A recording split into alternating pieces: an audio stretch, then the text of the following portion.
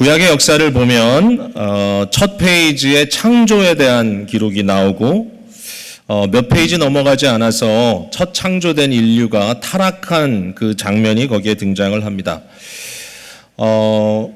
인간의 타락은 굉장히 큰 비극이지만 그 타락을 통하여서 하나님께서 보여주신 것은 구원의 은혜입니다. 실제로 구약 역사의 대부분을 차지하고 있는 것이 바로 이 구속 역사, 구원의 역사인데, 이 구원의 역사가 가장 선명하게 처음 드러난 곳은 아마도 창세기 12장에 나오는 아브라함에 대한 기사일 것입니다. 아브라함은 하나님께서 한 사람을 택하셔서 결국 그 사람을 제사장 삼으시고 그를 통하여 모든 민족들을 복되게 하겠다라고 약속했던 바로 그 인물입니다. 사실 구약 전체의 역사는 아브라함의 역사이죠. 그래서 아브라함에게 약속하신 것이 그의 후손들을 통하여 하나님께서 결국 세상을 하나님 나라로 비춰주시겠다 이렇게 이제 말씀하신 건데, 그 창세기 15장에 보면 그 후손과 그 후손에게 줄 내용에 대한 약속이 거기에 나와 있는 것을 볼 수가 있습니다. 결국 아브라함과의 언약을 기반으로 그의 후손들을 애굽 땅에서 이끌어내심으로 국가가 형성이 되죠. 그래서 결국 이스라엘이라는 국가를 통하여 하나님께서 일하시는 것을 우리가 볼 수 있는데, 그 이스라엘을 부르실 때 모세를 통하여 부르시고 광야에서 그 언약을 다시 한번 확인하고 또 언약을 보강하고, 그리고 이 국가 이스라엘로서 구약의 역사가 계속해서 쓰여져 나갑니다. 사실 창세기 12장에서부터 계속 이어지는 구약 전체의 역사는 바로 이 국가 이스라엘에 대한 내용이라고 말할 수 있는데, 중요한 질문은 뭐냐면, 그러면 이 국가 이스라엘, 이 구약에 나오는 이스라엘이라고 하는 이 단위를 우리가 어떻게 이해해야 될 것인가, 이게 성경을 해석하는 데 있어서 굉장히 중요하고 또 어려운 질문입니다. 그것을 우리가 어떻게 이해하고 그것을 오늘 우리와 어떻게 연결해서 생각해야 될 것인가, 여기에 대한 이제 고민인데요. 저는 이제 이렇게 생각합니다. 구약의 이스라엘을 구약 어떤 일정한 시간대와 또 특정한 장소에 하나님께서 한 민족을 심으시고 그들을 통하여 하나님께서 다스리고 계시는 나라가 과연 어떠한 것인가를 모형으로 보여주는 것이다, 이렇게 말할 수 있습니다. 이 모형이라는 말은 모형이 있다면 실제가 있겠죠. 그러니까 구약의 이스라엘 자체를 어떤 구원의 실제라기보다는 이것은 모형이다. 물론 이제 실제 사람들이지만 그러나 눈으로 볼 수 있고 만질 수 있는 어떠한 현실을 통하여 하나님의 영원한 하나님의 나라, 영적인 나라를 보여주시기 위한 방법이었다라고 생각합니다. 구약의 이스라엘은 하나의 하나님 나라의 그림자라고 말할 수도 있을 것 같고요. 그러므로 구약 이스라엘을 통해서 우리는 이 세상에 드러나는 하나님 나라의 모습을 볼 수 있는 거죠. 자, 구약 이스라엘과 오늘 우리의 이 역사를 어떻게 우리가 이해해야 될 것인가? 저는 생각하건대 구약의 이스라엘을 저는 구약 교회라고 이렇게 말하고 싶어요. 물론 오늘 우리가 있는 이 신약 교회와 구약 교회는 여러 가지 면에서 다른 것들이 있습니다. 연결성이 있는 거죠.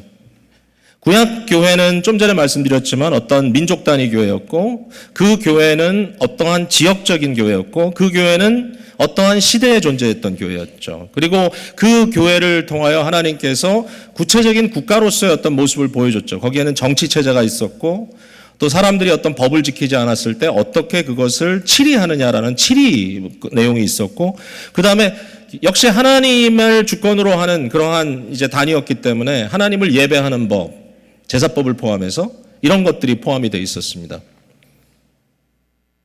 그런데 우리는 신약교회죠. 신약교회는 구약교회와 상당히 엄청난 부분에서 임프루브가 됩니다. 이제 이 부분을 우리가 이야기해야 되는데, 많은 분들이 생각할 때 구약 이스라엘을 보고 오늘 교회를 보면 그들이 훨씬 더 구체적이고 우리는 좀 뭔지 몰라도 좀 덜 구체적인 것 같다 생각하는데 전혀 그렇지 않습니다. 여러분, 사실상 교회에도 정치가 있고요. 교회에도 치리가 있고요. 그리고 교회에도 예배 모범이라는 게 있습니다.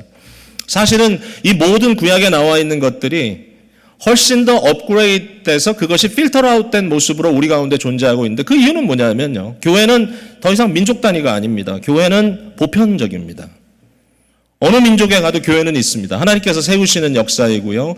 이 교회를 통하여 하나님 나라가 이 세상에 어떤 모습으로 비춰져야 될지를 보이고 계신다는 것이죠. 또 교회의 머리는 예수 그리스도십니다. 예수 그리스도는 사실은 구약에 나오는 모든 국가적 리더들의 그 불완전함을 이제 완전히 극복하신 하나님의 최고의 약속이자 최고의 성취이죠. 모세가 구약의 이스라엘을 이끌고 애굽에서 나왔죠. 그리고 가나안의 그 모든 시대를 지나게 하셨지만 그러나 하나님은 모세가 이스라엘 백성들을 이끌고 가나안 들어가는 것을 허락지 않으셨습니다. 모세는 오늘도 유대인들에게는 상당히 중요한 인물이겠죠. 그러나 하나님께서는 모세가 신격화되는 것을 허락지 않으셨어요. 모세를 경배하는 종교는 있어서는 안 됩니다. 왜냐하면 모세의 마지막 순간을 보면 결국 하나님께서 모세를 그의 불신과 그의 불순종을 통하여 경계를 지어주셨습니다. 너는 가나안에 들어갈 수가 없다. 한편으로는 모세에게는 굉장히 아쉬운 일이었지만 그러나 이것을 통하여 성경이 우리에게 가르치고 있는 것은 이제 우리는 더 나은 모세를 향하여 가야 된다는 것이죠. 진정한 모세, 완성된 모세, 모세 스스로 말하기를 너희들 중에 하나님께서 한 형제를 세워 나와 같은 선지자로 세울 텐데 너희는 그의 말을 들어라. 그러면서 자기보다 나은 온전한 한 리더에 대한 그림을 그려줬죠. 히브리서에 보면 너무 당연하게 그 새로운 모세는 예수 그리스도라고 얘기합니다. 그 같은 맥락에서 오늘 우리가 읽은 여호수아가 나옵니다. 여호수아는 모세를 뒤를 이어간 사람입니다. 여호수아가 굉장히 훌륭한 리더죠. 그러나 여호수아서를 우리 끝까지 읽어가면 굉장히 어색한 모습으로 여호수아서가 끝납니다. 그에게 주었던 명령은 가나안을 입성하는 것이고 또 그 모든 땅을 정복하여 12지파에게 기업으로 나눠주는 일이었죠. 그러나 그 일이 완성되지 않고 여호수아는 죽는다는 사실을 볼 수 있고 결국 여호수아서를 통해서도 우리가 느끼게 되는 것은 뭐냐면 진정한 여호수아, 더 나은 여호수아가 반드시 있어야만 한다. 구약에 나오는 모든 리더들이 그렇습니다. 다윗 같은 왕이 위대한 왕이지만 우리가 너무 잘 압니다. 다윗은 실패자입니다. 여러 가지 면에서. 그의 시작이 그의 마지막보다 훨씬 좋았습니다. 다윗은 하나님이 사랑했지만 그러나 그 다윗에게 약속한 것은 다윗 자체의 약속이 아니라 너의 아들을 통하여 내가 온 민족에게 복을 주겠다는 것이었고 결국 진정한 다윗의 아들 예수 그리스도가 오시는 것으로 그 일도 성취된 것이죠. 오늘 우리 교회가 우리가 경험하고 있는 이 신약의 교회가 구약의 교회보다 훨씬 더 승한 이유는 가장 중요하게 바로 예수 그리스도가 우리의 영원한 리더가 되시기 때문이에요. 그리스도는 실제로 오늘 교회를 다스리십니다. 그의 말씀과 그의 영으로. 실제로 임재하셨고 그의 말씀의 권위가 실제로 우리 가운데 존재하고 그 말씀에 순종하는 주의 백성들이 아주 구체적으로 그리스도인이라고 하는 이름을 가지고 이 세상 모든 곳에 존재하는 예수 그리스도라고 하는 주제 앞에 일치되고 예수 그리스도라고 하는 이름 앞에 거룩하여져 가고 예수 그리스도라고 하는 이름 앞에 보편적으로 온 땅에 존재하는 교회. 그리고 하나님의 말씀, 그리스도에 대한 증거를 기초 삼아서 그 말씀 신앙 고백 위에 세워진 건강한 교회. 이것이 오늘 신약교회 저와 여러분의 모습이고요. 이런 의미에서 우리가 구약에 나타나는 이 여호수아서를 어떻게 읽을 것인가 하는 것이 굉장히 중요한 주제로 다가오는 것입니다. 구약 성경은 신약의 눈으로 읽어야 합니다.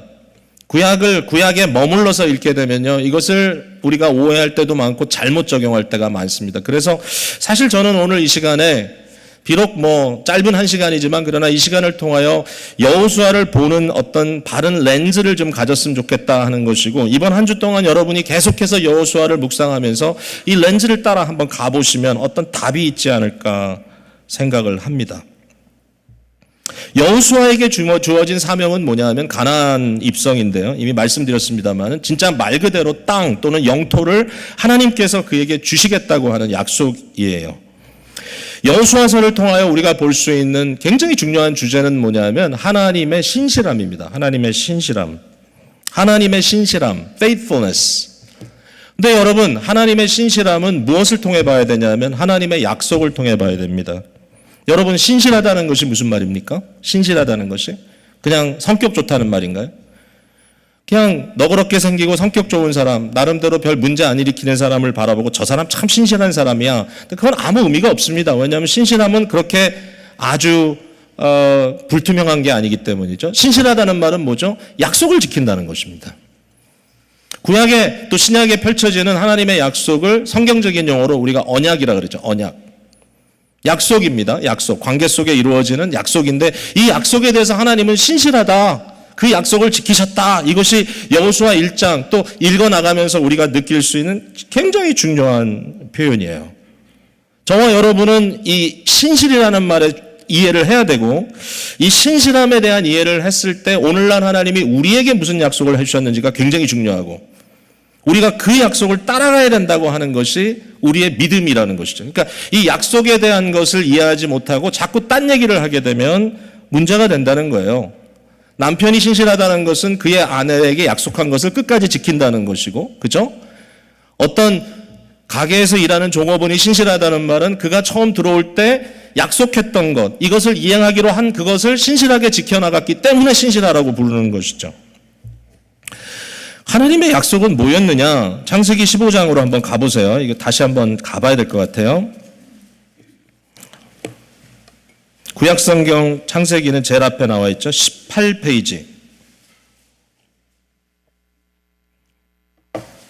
그 유명한 아브라함과 언약을 맺는 장면인데요. 아브라함은 아브라함과 동일한 인물입니다. 12절에 해질 때에 아브라함에게 깊은 잠이 임하고 큰 흑암과 두려움이 그에게 임하였더니 여호와께서 아브라함에게 이르시되 너는 반드시 알라 내 자손이 이방에서 객이 되어 그들을 섬기겠고 그들은 400년 동안 내 자손을 괴롭히리니. 그러니까 이 장면을 통하여 왜 이스라엘 백성들이 이제 애굽으로부터 시작하게 되는지를 보이는 거죠. 야곱의 아들들이 요셉을 기점으로 해서 애굽 이집트에 가가지고 정착하게 되고 그곳에서 400여 년을 지내게 되는 것입니다. 그렇게 써 있어요. 미리. 14절에 그들이 섬기는 나라를 내가 징벌할지며 그 후에 내 자손이 큰 재물을 이끌고 나오리라. 10가지 재앙을 퍼부으시고 이스라엘 민족을 애굽으로부터 탈출시키시는 출애굽 사건이죠. 15절에 너는 장수하다가 평안히 조상에게로 돌아가 장사될 것이다. 이건 아브라함에 대한 얘기고 16절에 내 자손이 4대 만에 이 땅으로 돌아오리니 이는 아모리 족속의 죄악이 아직 가득 차지 아니함이니라. 이 땅은 가나안 땅을 의미하죠. 지금 아브라함은 가나안 땅에 정착하고 있습니다. 근데 네가 여기 계속 있지 않을 것이다. 너는 죽을 것이지만 그러나 너희 자손들은 이방 나라로 갔다가 다시 돌아올 것이다. 그랬죠. 4대 만에. 근데 왜 그들이 돌아와야 되느냐라는 데 대해서 재밌는 말씀 여기 하십니다. 아모리 족속은 가나안 족속을 대표하는 이름으로 좀 쓰여져 있는 것이고 아직 그들의 죄악이 가득 차지 않았기 때문에 하나님의 심판의 때가 아직 안 됐기 때문에 이제 한 400여 년이 지난 후에 미리 아시는 거죠. 하나님은 이 땅이 죄로 관영할 때 내가 너의 후손을 통하여 이 땅을 심판하겠다. 가나안을 정복해야 되는 이유입니다. 그리고 그들에게 그 땅을 주겠다. 그리고 그날에 여호와께서 아브라함과 더불어 언약을 세웠다 그랬습니다. 18절에 쪼갠 고기 사이로 횃불이 지나가는 사건, 너무 잘 아시는 사건이죠. 그리고 19절에 곧 겐 족속과 그 앞부분을 봐야 되겠네요. 내가 이 땅을 애굽강에서부터 큰 강 유브라데까지 내 자손에게 주리니 여러 이 가나안의 족속의 이름들이 거기 등장하고 있는 거죠. 자, 다시 여호수아로 돌아갑니다. 네. 3절에 보니까 내가 모세에게 말한 바와 같이, 사실 돌아가서 얘기한다면 아브라함에게 말한 바와 같이라고 해야 되겠죠. 너희 발바닥으로 밟는 곳을 모두 내가 너희에게 주었노니 곧 광야와 레바논에서부터 큰 강 유브라데, 헷족속, 온 땅과 등등 쭉 여기 기록이 되어 있습니다. 뭐죠? 결국은 창세기 15장에 하나님께서 약속했던 그 약속에 따라서 하나님께서 행하시는 거죠. 아주 신실하게 그 일을 이루시겠다고 하는 것입니다. 그리고 이루셨습니다. 자, 다시 돌아가서 얘기합니다. 하나님의 신실하심은 하나님의 언약에 대한 신실함입니다. 우리가 그것을 오해하면 이상한 짓들을 하게 됩니다. 하나님의 신실하심을 빗대어서 결국은 내가 원하는 나의 소욕을 이루어달라고 하나님 앞에 떼쓰는 경우들이 생긴다는 것이죠. 구약 이스라엘도 그런 비슷한 짓을 했어요, 사실은. 왜냐하면은 그들이 처음에 가나안 땅 앞에 섰을 때 하나님께서 그들에게 12정탐꾼을 보내라고 말씀하셨잖아요. 12이 갔어요. 결국 그 소리 다 아시죠? 그들이 뭐라 그러죠? 들어갈 수 없다. 맞다. 그 땅은 덕과 꿀이 흐르는 땅이다. 심이 아름다운 땅이다. 그러나 우리가 들어갈 수 없다. 왜? 우리 들어가면 죽으니까. 하나님 약속하셨잖아요. 너희가 들어가서 정복하라. 이것은 심판이다. 내가 그들에게 심판할 것이다. 하나님이 여리고성 어떻게 무너뜨리셨어요? 앞으로 보겠지만 총칼 들고 들어가서 무너뜨린 거 아니거든요. 하나님의 방법대로 심판하신 거거든요.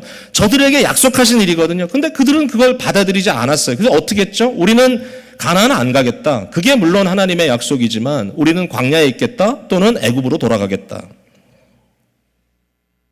하나님이 무엇에 대하여 신실하신가가 굉장히 중요합니다. 우리 생각대로, 우리 마음대로 생각해서는 안 되는 것이죠. 자, 중요한 질문이 있다면 그러면 우리에게는 하나님께서 무엇을 약속하셨는가라는 질문입니다. 우리에게 가나안 땅을 약속하셨습니까? 우리에게 땅을 주시겠다 그랬습니까?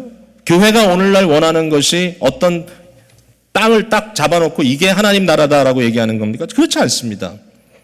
예, 사실 교회가 어떤 부동산을 소유한다는 것은 일시적인 것이죠. 우리가 얼마든지 또 이전도 할 수 있을 것이고 뭐 어느 상황에 더 이상 기쁨의 교회라는 그 이름이 이 어떤 건물과 연결고리를 갖지 않을 수도 있을 겁니다. 물론 이건 굉장히 추상적인 것이지만 충분히 가능한 일이죠.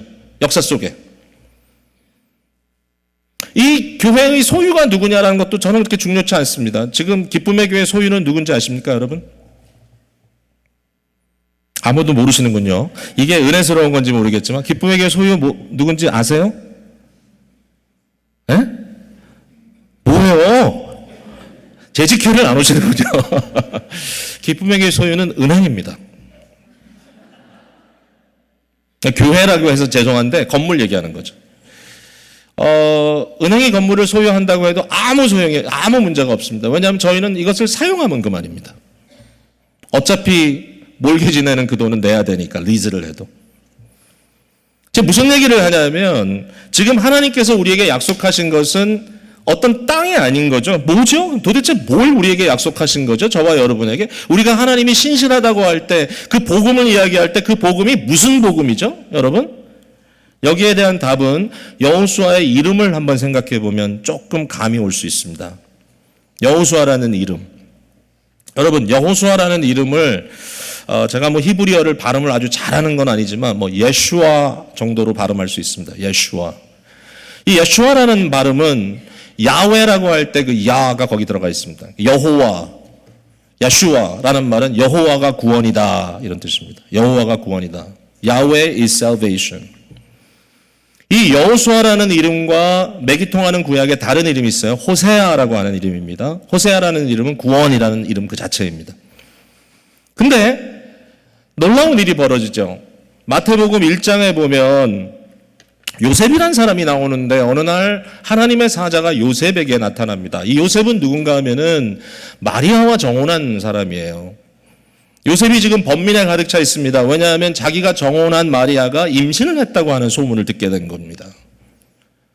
참 요셉은 참 대단한 사람입니다. 그 당시의 상황으로나 또 일반 사람의 어떤 반응으로 봤을 때는 거기는 대단한 분노가 일어날 것이고 상대를 좀 해를 끼치고 망하게 해야 되겠다라는 그런 심보가 결국 일어날 수밖에 없는 것이 인간인데도 불구하고 요셉은 참 착한 사람이었다 그래요. 거기 보면. 그래서 이 상황에서 마리아가 처절하게 무너지지 않기 위해서 자기와 약혼했다는 사실을 조용히 가만히 끊으려고 했다. 뭐 그렇다고 해서 궁극적으로 어떤 답이 있을지는 모르겠지만 어쨌든 이 상황에서 자기가 추궁을 해서 마리아를 함정에 빠뜨리겠다고 생각을 안 한 거죠. 근데 그 순간에 바로 이 결정적인 순간에 주의 사자가 나타나서 얘기합니다. 마리아가 임신하게 된 것은 성령께서 특별한 경륜을 통하여 이루신 일이다. 하나님께서 메시아를 이 땅에 보내실 것이다. 그러면서 이런 얘기를 하는 거죠. 너는 그를 지켜줘라. 요셉을 수호자로 세우십니다. 그죠? 이 상황 속에서 엄마와 아기를 네가 지켜라. 네가 믿고 지켜라. 이것을 요셉이 믿음으로 기꺼이 아멘하고 그것을 감당하잖아요. 참 대단한 사람이에요. 그런 면에서 보면. 근데 그 일을 감당할 때 중요한 한 답을 주시죠. 무슨 답을 주시죠? 아들을 낳으리니 그 이름을 예수스라고 해라. 이게 헬라어 이름입니다. 예수스. 근데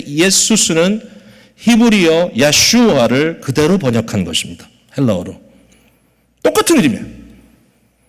그러니까 그 당시에 요셉이 아마도 아람어나 히브리어 방언을 사용하고 있었을 테니까 그가 들었던 이 하나님의 사자로부터 들었던 이름은 우리가 아는 대로 예수가 아니라 여호수아입니다. 아들을 낳으리니 그 이름을 야슈아라고 해라. 그 이름을 야슈아라고 해라. 오늘날도 메시아를 예수 그리스도가 메시아라고 섬기는 유대인들은 예수님을 지저스 하지 않고 야슈아라고 부릅니다. 여호수아. 그의 이름을 이야기하면서 이렇게 얘기를 합니다. 그럼 도대체 그가 무엇을 하실 이인가? 이는 그가 그의 백성을 그들의 죄에서 구원하실 이이기 때문이다. 그랬습니다. 구약의 여호수아도 구원자입니다. 이스라엘 백성을 요단강을 건너 가나안에 들어가 결국 그들이 그 땅을 기업으로 얻을 수 있도록 하는 것이 여호수아의 일이었습니다. 예수 그리스도에게는 다른 그러나 훨씬 더 궁극적이고 근본적인 일이 거기에 주어집니다. 그것을 통하여 그의 백성들은 어떠한 하나님의 나라를 기대할 수 있는지를 우리에게 보여주는 거죠. 창세기 1장부터 등장하는 창조의 역사 이후에 인류에게 등장하는 가장 심각한 문제, 가장 근본적인 문제, 결국 모든 불행이 시작되는 그 문제, 거기서부터 예수 그리스도께서 문제를 풀어가시겠다는 것입니다. 죄의 문제입니다. 복음은 뭐죠? 예수 그리스도를 통하여 우리의 죄가 사하여지고, 죄가 사하여질 때 어떤 일이 벌어집니까? 우리의 창조주이신 하나님과의 관계가 회복되고 그와의 교통 속에서 우리의 삶의 모든 부분들이 하나님의 주권 아래 들어갈 수 있다라고 하는 아름다운 약속인 것이죠. 하나님의 나라의 백성이 되는 겁니다. 저와 여러분이. 바로 그것이 우리에게 주신 약속이에요. 그러니까 구약 성경을 우리가 읽을 때 신약의 눈으로 읽어야 하고, 여호수아서를 읽을 때 예수 그리스도에게 주신 약속을 통하여 읽어야 하고, 그것을 통하여 이 말씀의 의미를 우리가 발견해 나가야 된다라고 하는 것이죠. 자, 여호수아를 보는 렌즈를 제가 대강 이렇게 설명을 드리고요. 그러면 어떻게 이제 본문을 들어가서 읽어야 될 것인가? 물론 이미 언급한 얘기가 많습니다만은 좀 더 생각해 볼게요. 여호수아 1장 1절에서 9절까지 나오는 두 가지 명령이 있습니다. 두 가지 명령. 첫 번째는 내가 주는 그 땅으로 가라입니다. 내가 주는 그 땅으로 가라. 2절에 내 종 모세가 죽었으니 이제 너는 이 모든 백성과 더불어 일어나 이 요단을 건너 내가 그들 곧 이스라엘 자손에게 주는 그 땅으로 가라. 가나안 약속이죠. 그 땅을 너희가 차지해라. 가나안에 대한 이야기가 여호수아에 많이 나오죠. 그리고 우리가 심지어는 에스겔을 보고 읽을 때도 그 이슈가 하나의 중요한 이슈였잖아요. 근데 특별히 여호수아서를 우리가 읽을 때 이 가나안을 도대체 어떻게 읽어야 되느냐? 우리에게 가나안은 무엇인가? 다시 말씀드리지만 이것은 그냥 한 땅덩어리는 아닌 것 같습니다. 가나안이라는 것은 굉장히 상징적으로 여러 가지 의미를 역사 속에 갖고 있었죠. 우리가 살고 있는 미국의 개척기에 많은 사람들은 미국 대륙을 가나안이라고 불렀습니다. 약속의 땅이라는 의미가 있는 거죠. 물론 소수이지만 청교도들에게는 자신들의 종교의 자유를 찾아오는 땅이었을 수도 있지만 대다수의 사람들에게 북미주 대륙이라고 하는 것은 남미도 마찬가지였지만 유럽 사람들에게는 부를 축적할 수 있는 기회를 얻는 새로운 기회를 얻는 그런 땅이라고 그들이 생각을 했을 것입니다. 거기에 대한 근거는 충분하죠. 미국에서 동부에서부터 서부까지 서부를 개척하기 위하여 이 어려운 그 대륙 횡단을 했던 사람들에게 서부는 가나안이었습니다. 그들에게 가나안은 역시 새로운 삶의 기회를 제공하는 곳이었고, 심지어는 금을 찾아서 캘리포니아까지 많은 사람들이 마차를 타고 이동해 갔습니다. 가나안을 향하여. 흑인 연가를 들어보면 흑인 연가 속에는 Canaan Land, 가나안 땅이라는 말이 굉장히 자주 등장합니다. 그들이 힘겹고 어려운 노예 생활을 할 때 그들은 가나안 땅을 향하여 노래를 불렀고, 그 가나안 땅이라고 하는 것은 구체적으로 북쪽 땅이었습니다. 노예 제도가 없고, 그러므로 그들이 이 제도로부터 해방받을 수 있는 소위 말하는 언더그라운드 레일로드를 통해 가지고 저들이 도피했을 때 갈 수 있는 그 땅, 가나안 땅, 가나안 땅. 저와 여러분 같은 이민자들에게는 가나안은 미주에서의 어떤 아메리칸 주림일 수도 있고요. 이 땅을 어떻게 해서든지 우리가 하나님의 은혜로 정복해서 여기서 새로운 인생을 좀 멋지게 살아보겠다라고 생각하고 여러분과 여러분 자녀에게 그러한 주림을 계속해서 지금 주입하고 있는지도 모르겠어요. 구약을 읽을 때도 이런 관점으로 읽을 때가 참 많죠. 그래서 너희는 강하고 담대하라든지 그 땅을 차지하라든지 하는 말을 들었을 때 우리에게 이미디엇 아주 굉장히 딱 들어오는 말은 사업에 대한 성공이라든지 내가 새롭게 시작하는 비즈니스를 뭔가 하나님께서 복 주셔서 여기에 우리 어떤 새로운 정복이 이루어질 것 같다는 기대감을 갖게 합니다. 이런 가나안이라는 패러다임이 우리의 생각 속에 잠재되어 있기 때문에 저는 하나님의 신실하심에 대한 오해를 하기도 하고 또 복음이 무엇인지에 대한 오해가 너무나 자주 일어난다고 생각을 하게 되는 겁니다. 가나안은 내가 성취해야 될 꿈, 내가 원하는 낙원, 내가 욕망하는 것을 이루는 것을 가나안이라고 이야기해서는 안 되는 것이죠. 가나안은 뭐냐? 가나안은 뭐냐? 자, 예수 그리스도의 탄생을 예고하면서 천사가 요셉에게 나타나서 했던 그 말, 그는 모든 백성을, 자기 백성을 죄에서 구원할 자라고 했던 그 말이 중요한 힌트가 되는 것 같아요. 우리가 여호수아를 통하여 가나안 정복을 이야기할 때 이것 어떻게 우리가 오늘날 우리에게 적용해야 되는가? 신약교회, 우리는 땅을 차지하는 교회가 아니라 사실 우리는 구약에 나와 있는 그 어떤 지역적이고 시대적이고 민족적인 것을 떠나서 우리에게는 거대한 보편적인 우주적인 궁극적으로 하나님의 영광으로 완전히 세상을 뒤엎을 새하늘과 새 땅을 바라보면서 지금 현재 이곳에서 우리 주님께서 말한 것처럼 나의 나라는 이 땅에 속한 것이 아니다라고 말할 수 있기 때문에 우리가 과연 기대하고 가야 할 가나안은 뭔가? 예수님께서 말씀하셨잖아요. 만약에 내 나라가 이 땅에 속한 거라면 내 백성이 싸워서라도 그걸 지켰을 것이다. 그렇지 않다. 교회는 이 땅에서 이 땅의 것을 가지고 싸우는 그런 어떤 나라나 어떤 그런 집단이 아니다. 우리에게는 영적인 하나님 나라를 이 세상에 펼쳐나가야 되는 중요한 바로 그 사명을 갖고 있다면 과연 가나안 정복은 뭘까? 성경의 여러 구절을 우리가 찾아볼 수 있는데요. 제가 모든 구절을 찾아볼 수는 없지만 이 시간에 그러나 대강 아이디어는 여러분께 드릴 수 있을 것 같아요. 우리에게 있어서 가나안 정복은 무엇보다도 죄에 대한 정복입니다. 즉 우리 안에 있는 죄에 대한 전쟁이에요. 이 전쟁을 예수 그리스도께서 이미 치르셨고요. 이미 예수 그리스도께서 once for all, 단번에 거기에 대한 어떤 답을 주셨습니다. 그게 십자가 사건입니다.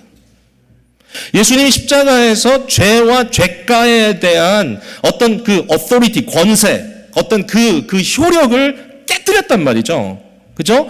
그럼에도 불구하고 이 그리스도의 성취, 이 죄사함에 대한 성취, 또 죄에 대한 정복이 한편 성취됐지만 그러나 아직 현세를 살아가는 우리의 삶이 여전히 지나가고 있기 때문에 물론 예수 그리스도께서 다시 오실 날에는 이 모든 문제가 온전히 해결되겠지만 지금 현세 속에 살아가는 저와 여러분의 삶은 여전히 우리 속에 있는 죄와의 피 흘리는 싸움이다. 히브리서 기자도 이런 얘기를 하고, 그죠? 피 흘릴 때까지 죄와의 싸움. 우리 안에 있는 죄와의 전쟁, 이 죄와의 전쟁을 싸워나가야 되는 이유는 뭐냐면은 아주 구체적으로 예수 그리스도 안에서 이미 이겨놓으신 그 war이죠. war, 전쟁을 우리의 삶의 전투를 통하여 누리도록 하는 것입니다. 우리 안에 그리스도의 은혜가 아주 구체적인 승리로 체험되고 느껴지는 것. 이 싸움 속에는 물론 예수 그리스도를 의지함으로 온전히 그 죄에 대한 효력을 깨뜨리기 위하여 끊임없이 회개하고 자백하는 일도 포함이 됩니다. 저와의 싸움은 의지로만 싸우는 게 아니고요. 오직 십자가의 은혜로 싸우는 것이고 우리 안에 역사하는 성령의 은혜로 싸우는 거기 때문에 이것은 하나님 앞에 우리 자신을 폭로하고 그 하나님의 은혜 가운데 더 이상 이것을 부끄러움으로 더 이상 죄책으로 우리 마음에 안고 고민하는 것이 아니라 우리의 뼈가 녹는 그런 쓸데없는 고민을 하는 것이 아니라 주님 앞에 내어놓고 끊임없이 죄를 타겟해서 죽여가는 일을 감당해 나가는 것이죠. 이러한 것들이 우리 안에 이루어질 때 가나안의 약속은 뭐냐? 바로 죄의 벽이 무너지고 하나님과의 깊은 화목 속에 들어가는 것이다 라고 말할 수 있습니다. 이것을 에베소서 1장에는 하늘에 속한 모든 신령한 복이라고 이야기합니다. 하나님께서 우리를 예정하신 대로 그리스도 예수를 통하여 우리에게 구원을 이루어 주시고, 그리고 이루어진 구원을 성령의 은혜로 말미암아 우리 각자에게 끊임없이 적용해 나가시는 하나님의 이 역사. 이 역사를 우리가 믿음으로 받아들일 때에 벌어지는 것은 뭐죠? 하나님의 평강, 샬롬, 하나님의 안식, 샤바트, 그리고 하나님의 그 놀라운 기쁨이 우리 속으로 실존적으로 들어오는 거죠. 로마서 1장, 로마서 8장 계속해서 말하는 것처럼 우린 더 이상 하나님의 정죄 아래 있는 것이 아니라 오직 예수 그리스도를 통하여 의롭다 하심을 받았으니 그러하여금 뭐죠? 우리가 믿음으로 말미암아 예수 그리스도로 말미암아 하나님과 화평을 누리자. 은혜에 들어가자. 하나님의 영광을 바라고 즐거워하는 삶으로 들어가자. 사랑하는 성도 여러분, 복음의 증거는 바로 죄사함의 증거이고요. 죄사함의 증거를 통하여 우리에게 주시는 약속은 하나님과의 화목이고요. 하나님과의 화목을 통하여 우리에게 나타나는 현실은 모든 것들이 매듭이 풀리기 시작하는 겁니다. 거기에 중요한 키들이 다 들어가 있습니다. 오늘 이 시간에 혹시라도 여러분의 마음속에 이러한 하나님의 죄사함에 대한 초대에 대해서 아직까지 마음이 활짝 열리지 않은 분들 계십니까? 아직도 여러분의 삶 속에 여전히 여러분에게 풀리지 않는 죄의 문제를 여전히 끄듬겨 안고 그거 가지고 지금 하나님께 그냥 계속해서 뭔가 튕기고 있는 사람들 이 자리에 계십니까? 사람들과 상담을 해보다 보면 참 그런 아픔들 때문에 참 고민이 많이 됩니다. 죄의 문제가 있다면 죄의 문제는 정확하게 하나님 앞에 고백할 것이고, 심지어는 기회가 된다면 사람들 앞에, 공동체 앞에 피차 고하고 그 문제를 해결하도록 함께 기도하고 중보하는 것이 도리어 더 옳은 방향일 텐데, 죄의 문제에 있어서 사실 현실적으로 끝까지 그 죄를 시인하지도 않고 또 죄를 거기에 대해서 하나님 앞에 가지고 나가지도 않고 끊임없이 그것을 붙들겨 안고 여전히 인간적인 체면과 인간적인 어떠한 자기의 아성을 지켜나가라고 하는 사람들이 너무 많다라는 것이죠. 교회 안에도 오늘 주님께서는 여러분을 초대하십니다. 무엇으로? 죄사함으로 초대하십니다. 주님은 여러분을 하나님과의 화목의 자리로 초대하십니다. 그 화목의 자리로 초대하실 때 하나님을 믿고 예수 그리스도 안에 죄사함 받은 주의 백성들은 피차 화목하는 겁니다. 이러한 은혜가 우리에게 있는 거죠. 이 은혜에 들어가기 위하여 우리는 오늘 현재 우리에게 주어진 가나안 정복의 싸움을 싸우는 것입니다. 여기에 한 가지만 덧붙인다면 예수 그리스도께서 마태복음 28장에 마지막 주신 그 위대한 명령 있죠. 너희는 가서 모든 백성으로 나의 제자 삼으라. 저들을 성부와 성자와 성령의 이름으로 세례를 주고 내가 너희에게 가르친 것을 지켜 행하게 하라. 이것은 역시 죄에 대한 거죠. 사실은 그러니까 이 세상의 불신 세력, 이 결국 하나님을 끝까지 계속해서 믿지 않고 있는 불신 세력을 향하여 용서의 복음과 예수 그리스도의 명령을 가지고 가서 그들을 회복시키라. 뭐 선교적인 명령이라고 할 수 있지만 이것도 역시 죄에 대한 것이고 이것도 역시 가나안의 싸움이라고 말할 수 있을 것입니다. 자, 또 하나의 명령, 이미 조금 언급은 됐습니다만은 강하고 담대하라는 명령입니다. 강하고 담대하라. 강하고 담대하라는 말이 여호수아 1장 1절에서 9절까지 참 많이 나오죠. 예. 이걸 놓칠 수가 없어요. 계속 이 명령을 주시는구나. 자, 지금 우리가 이 여호수아서를 보고 있는 관점에서 그러면 강하고 담대하라는 명령은 무슨 명령인가? 무엇을 향하여 담대하란 말인가요? 도대체 여러분은 무엇을 향하여 우리 주님 때문에 강하고 담대하십니까? 비즈니스인가요? 그럴 수도 있죠. 왜냐하면 그것도 우리에게 굉장히 중요한 관심사가 되기 때문에. 그렇지만 저는 가끔 이런 고민도 좀 해봐요. 그러니까 그냥 들어주세요. 이런 고민이 있다는 거. 뭐냐면, 어떤 분들이 이런 얘기를 합니다. 내 비즈니스는 하나님 것입니다. 우리 비즈니스의 주인은 예수님입니다. 나의 비즈니스를 주님께 온전히 맡겨드립니다. 그게 뭘까요, 그러면? 그 답이 뭡니까? 그게 무슨 뜻이죠?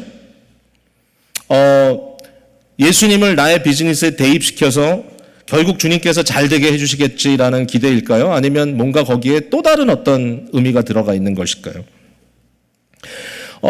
크리스찬 비즈니스라고 하는 것도 굉장히 좀 애매한 것 같아요. 결국 어떤 기독교적 원리가 있어서 그 원리를 통해서 하게 되면 비즈니스가 잘 되더라. 글쎄요. 성경은 비즈니스 매뉴얼은 아니고요. 그러나 성경 속에 이런 것은 들어있죠. 무엇이 지혜인지, 하나님을 경외하는 것이 무엇인지, 사람들에 대해서 어떻게 대해야 하는지. 또 하나님 말씀에 들어있는 굉장히 중요한 것은 윤리죠. 윤리, 기독교 윤리. 성도는 어떻게 세상을 살아야 하는가. 근데 사실상 이러한 윤리라든지 이러한 지혜의 문제는 많은 사람들이 생각하는 비즈니스 스킬이라든지 비즈니스의 노하우와는 좀 거리가 있을 때도 있습니다. 제가 이 부분에 대해서 좀 솔직하자라고 하는 말씀은요, 심지어는 목회도 마찬가지인 것 같아요. 어떤 의미에서 보면 하나님께서 말씀을 통하여 우리에게 주시는 지혜라든지 아니면 신앙인들로서의 어떤 기독교적 윤리에 대한 고민을 제쳐놓고 어떤 운영이라는 측면에서 어떤 성공이라는 측면에서 여전히 이 비즈니스의 주인은 하나님이다. 이 비즈니스의 주인은 예수님이다. 라고 얘기하는 경우들도 있지 않나라는 생각을 합니다. 결국 돈 벌게 해주시면 제가 좋은 데 쓰겠습니다. 라고 생각하고 굉장히 무모한 일을 하고 있는 것 같은데 주의 이름을 믿고 달려간다. 이런 표현을 쓰는 경우들이 있을 수 있다라는 것입니다. 그러나 사실상 우리가 좀 더 잘 이해해야 되는 부분은 결국은 여호수아를 통하여 하나님의 말씀을 통하여 우리의 관심, 이 가나안에 대한 관심, 또 우리에게 강하고 담대하라고 하는 주님의 말씀에 대한 관심은 우리와 세상의 죄에 대한 문제이고 하나님과의 교통이라고 하는 영생에 대한 문제라는 것을 우선적으로 우리가 깊숙이 깨달아야 될 것 같아요. 잘못하면 신앙을 엉뚱한 데다 적용하고 엉뚱한 곳에서 답을 찾으려고 하다가 불필요한 실망을 하는 경우들도 많다라는 생각을 하게 됩니다. 강하고 담대하라. 여기에 대해서 에베소서 6장 10절에 가서 우리는 답을 찾을 수가 있습니다. 끝으로 너희가 주 안에서와 그 힘의 능력으로 강건하여지라. 뭘 하라는 얘기죠? 세상과 대적할 수 있는 하나님의 전신갑주를 입으라. 싸워야 할 것이죠. 오늘 본문에 보면 우리가 강하고 담대할 수 있는 이유가 있습니다. 그 이유는 하나님께서 함께 하시기 때문입니다. 6절에 보니까 강하고 담대하라 그랬죠. 근데 그 바로 앞에 내가 너를 떠나지 아니하며 버리지 아니하리니 그랬습니다. 내가 너를 떠나지 아니하고 버리지 아니하리니 내가 너와 함께 하리니 그러므로 강하고 담대하라. 9절도 마찬가지입니다. 내가 내게 명령한 것이 아니냐 강하고 담대하라 두려워하지 말라 놀라지 말라 내가 어디로 가든지 내 하나님 여호와가 너와 함께 하시느니라. 우리가 끊임없이 주께서 우리에게 주신 이 어려운 작업을 해나갈 수 있는 것은 포기하지 아니하고 우리가 아주 냉소적이 되지 아니하고 우리 영적인 문제, 신앙의 문제에 있어서 하나님과의 교통의 문제에 있어서 낭망하지 아니하고 이 순간에도 그냥 세상의 어떤 쾌락을 쫓아가지 아니하고 이 순간에 어렵고 힘들지만 우리 마음속에 있는 욕망을 자꾸 주님의 말씀 앞에 복종시키고 결국 그리스도의 은혜가 우리 안에 불릴 듯 일어나도록 끊임없이 회개와 믿음의 액션을 반복하는 이유가 뭐냐? 그 이유는 하나님께서 우리와 함께 하시기 때문에 낙심하지 않을 수 있는 이유입니다. 여호수아의 담대함과 하나님의 임재는 끊을래야 끊을 수 없는 관계에 있습니다. 우리 예수 그리스도는 진정한 여호수아입니다. 하나님께서 여호수아에게 내가 너와 함께 하겠다 약속하셨다면 예수 그리스도는 하나님 자신입니다.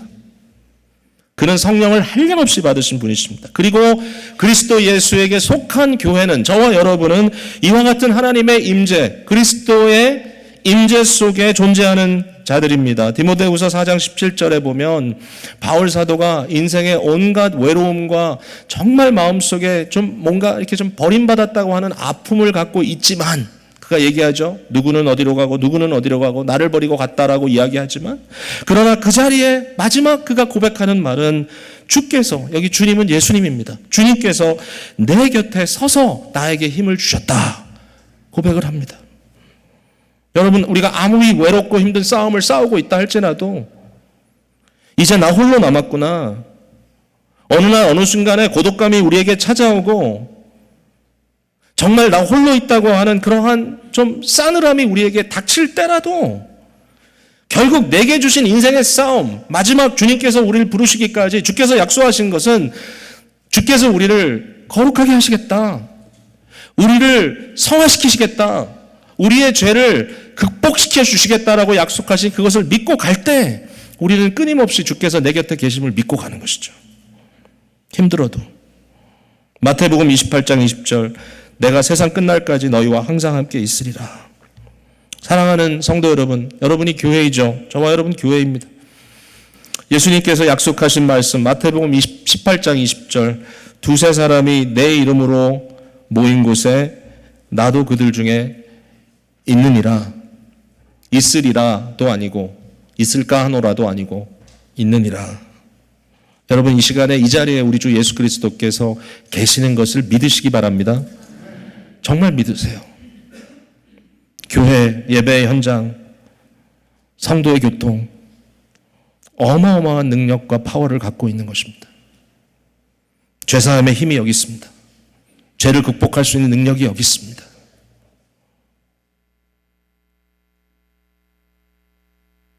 하나님께서 함께 하신다는 것을 특별히 오늘 말씀 속에는 율법이라는 것을 가지고 해석해 주십니다. 7절에 보니까 오직 강하고 극히 담대하여 나의 종 모세가 내게 명령한 그 율법을 다 지켜 행하고 우로나 자로나 치우치지 말라. 그리하면 어디로 가든지 형통하리니 이 율법책을 내 입에서 떠나게 말며 주야로 그것을 묵상하여 그 안에 기록된 대로 다 지켜 행하라. 여러분 이 말씀을 들을 때 어떻게 이걸 적용해야 될까 고민스럽지 않습니까? 맞습니다. 하나님의 말씀과 연결되는 얘기인 건 맞는데 그러나 이것을 조금 더 우리가 파고 들어갈 필요가 있을 것 같아요. 여호수아에게 주셨던 것은 모세를 통하여 주셨던 율법 말씀입니다. 근데 오늘날 교회는 이것보다 훨씬 더 승한, 훨씬 더 강력한 그러한 하나님의 임재를 경험하게 됩니다. 바울 사도가 이 율법, 구약 율법을, 이 율법이라는 것은 뭐냐면 이것을 하라, 저것을 하라, 이것을 하라, 이것을 하지 말라 이런 일종의 외형적인 그러한 가르침이거든요. 이러한 율법에 대해서 바울 사도는 뭐라고 얘기하냐면 이것은 몽학선생이다. 말이 좀 옛날 말이죠. 몽학선생. 이것은 이제 과외선생 같은 의미를 갖고 있죠. 지금 우리가 쓰고 있는 성경에는 초등교사, elementary teacher. 즉 다시 말해서 뭔가 아직 제대로 세워지지 않았을 때 그것을 도와주기 위해서 존재하는 자들인 것이죠. 마치 우리가 자전거를 탈 때 처음 자전거를 배우는 아이에게 두발 자전거를 그대로 타게 안 하잖아요. 그 뒤에다 보조 바퀴를 달아가지고 넘어지지 않게 해주잖아요. 마치 율법은 그와 같은 것이다. 물론 율법은 선한 것입니다. 율법 속에는 하나님의 성품이 드러나 있고 율법을 우리가 잘 이해할 때 하나님은 어떤 분인지를 조금 더 깨닫게 되는 것이죠. 굉장히 훌륭한 하나님의 은혜의 역사입니다. 율법을 주셨다는 것은. 그러나 구약 성경이 끊임없이 우리에게 반복해서 보여주는 것은 뭐냐면 여기에 궁극적인 답이 있지는 않다는 거죠. 그러면 도대체 우리에게 주신 답은 뭐죠? 우리에게 주신 답은요. 외형적인 율법에서 끝나는 것이 아니라 성령께서 우리 안에 믿음을 주시는 거예요. 내면적으로. 근데 이 내면적으로 주신 믿음이 하게 하는 것은 뭐냐면요. 우리 속으로부터, 내면으로부터 그리스도를 바라보게 하는 거예요. 이게 믿음이에요, 믿음. 마치 이런 거예요. 우리 아이들이 고등학교를 졸업하고 대학 가잖아요. 이제 대학교를 가면 이제 부모가 더 이상 관리할 수 없잖아요. 사실 그래요. 멀리 떠난 아이들 관리한다는 건 쉽지 않아요. 여러분 뭐 매 시간마다 전화하고 어떤 부모들은 everyday 페이스타임 하고 옆에 누구 있는지 보여줘. 계속 감시를 한다고 하지만 사실은 안 되죠. 만약의 경우에 이 아이가 18살이 돼서 대학을 입학하기 전에 그 마음속에 믿음이 형성되고 하나님을 경외하는 마음이 있고 옳고 그른 것을 스스로 판단하고 또 말씀 속에 자기가 자기 자신을 드리고 또 제어하는 이러한 기본적인 내면화된 신앙생활이 이루어지지 않는다면 사실 너무 어렵습니다. 한 가지 은혜가 있다면 대학교를 갔는데 정말 좋은 칼리지 철치가 있어서 끊임없이 뭔가 이렇게 보호함을 받는다고 하면 굉장히 감사한 일이지만, 그러나 우리가 생각할 때 성인이 된다는 것은 더 이상 초등교육을 받는 것이 아니라 이제 그 안에 스스로 공부하고 스스로 터득하고 스스로 나아갈 수 있는 그러한 장성한 분량을 얻었다는 얘기가 아니겠어요? 참 놀랍게도 저와 여러분 이 신약교회에는 하나님께서 그걸 약속하신 거예요. 외부에 새겨져 있는 율법이 아니라 너의 신비, 마음 밭에, 이 마음판에 새겨진 하나님의 율법을 주겠다. 여러분 이거 그렇게 느끼세요? 근데 그게 하나님의 방법이에요, 지금. 믿음이란 건 그런 거예요. 믿음을 지킨다는 건 그런 거예요. 남의 눈을 의식하기 때문에 저 사람이 나한테 뭐라 그럴까라는 것 때문에 할 수 없이 하는 것은 율법이에요.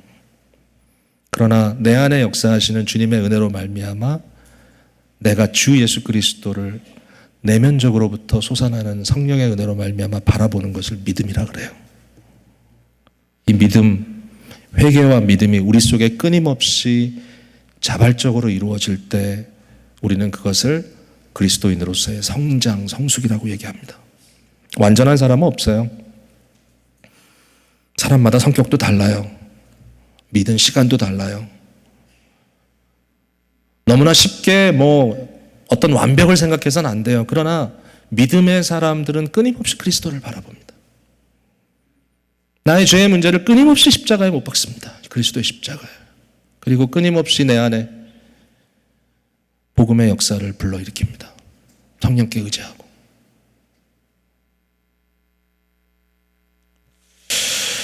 이게 바로 오늘날 우리가 누려야 할 말씀의 은혜라고 생각해요. 여러분, 하나님 말씀 공부를 하고 오늘도 설교를 듣잖아요. 설교가 좀 어렵다, 까다롭다 그렇게 느끼시는 분도 계시고, 어떨 땐 저도 하면서 힘들 때가 있어요. 내용이 좀 많은 것 같기도 하고, 이거 어떻게 다 설명하지? 고민도 되는데, 근데 사실 궁극적인 목적은, 또 여러분의 소그룹도 그래요. 말씀 묵상도 그래요. 궁극적인 목적은 그 일을 했다는 데 있는 건 아니에요. 우리는 좀 똑똑한 교회를 다니는 것 같아. 그건 아니에요. 내가 말씀 묵상을 해서 나의 나름대로 경건 생활을 잘 유지하고 있어. 그러므로 나는 매일 말씀 묵상해. 그것도 아니에요. 성경을 일독했어. 사실은 이제 성경 일독도 보조 받기 같은 거니까 내년부터는 상을 안 줘야 되지 않을까 이 말씀 준비하면 생각을 했어요, 제가. 너무 오래 줬어요. 보조 받기 같은 건데. 왜냐하면 통독만 하는 것은 아니에요. 뭐예요? 말씀을 통해서 그 안에 증거되어 있는 예수 그리스도를 만나는 거예요. 이 굉장히 어려운 얘기긴 해요. 인격적인 말씀이 도대체 이걸 어떻게 구분을 하느냐. 사실은 그렇게 심플하지는 않아요. 그러나 우리 그리스도께서 오늘도 우리 안에 성령과 말씀으로 끊임없이 임재해 계시다는 사실을 우리가 믿고 그것을 붙들고 믿음으로 나아가는 것을 주께서 우리에게 요구하시는 거예요. 오늘 이 시간에 이 말씀을 통하여 많은 얘기를 했지만 여호수아를 앞으로 어떻게 읽어나갈까라는 고민을 함께 나눠봤고요. 그리고 우리에게 가나안은 무엇인가? 우리가 정복해야 될 가나안, 우리 속에 있는 죄와의 싸움, 심지어는 불신세계를 향한 복음의 선포일 수도 있고, 그리고 가나안이라는 것은 하나님과의 화목, 결국은 하나님의 평강, 하나님께서 예비하신 영광의 나라로 우리가 가겠죠. 궁극적으로 주님께서 이루실 것입니다. 그게 뭐죠? 하나님과의 화목입니다. 하나님과 함께함. 이것을 우리 가운데 이루어 나가기 위하여 내 양심의 평안과 내 심령의 물된 동산 같은 그러한 풍요로움과 사람과 사람 관계 속에 그리스도의 복음이 흘러 회복의 역사가 일어나고 내가 용서받은 것처럼 서로를 용서하는 기쁨이 우리에게 있고 교회가 진정 사랑하고 복음이 우리 안에 있기 때문에 서로를 부둥켜 안았을 때 우리 속까지 짜릿하게 행복한 느낌을 느낄 수 있는 완전한 자유함. 자아에게 매여 있을 때 상대에게 그런 기쁨을 줄 수가 없고 나도 그 기쁨을 누릴 수가 없지만 어느 순간 어느 때 화해 역사가 일어나고 그동안에 매였던 것들이 풀어지고 우리의 마음에 복음의 능력이 믿음으로 그리스도를 바라보며 일어날 때 누려지는 성도의 기쁨. 저와 여러분에게 이러한 가나안의 역사가 오늘도 또 계속해서 이루어지게 되기를 간절히 바랍니다. 기도하겠습니다.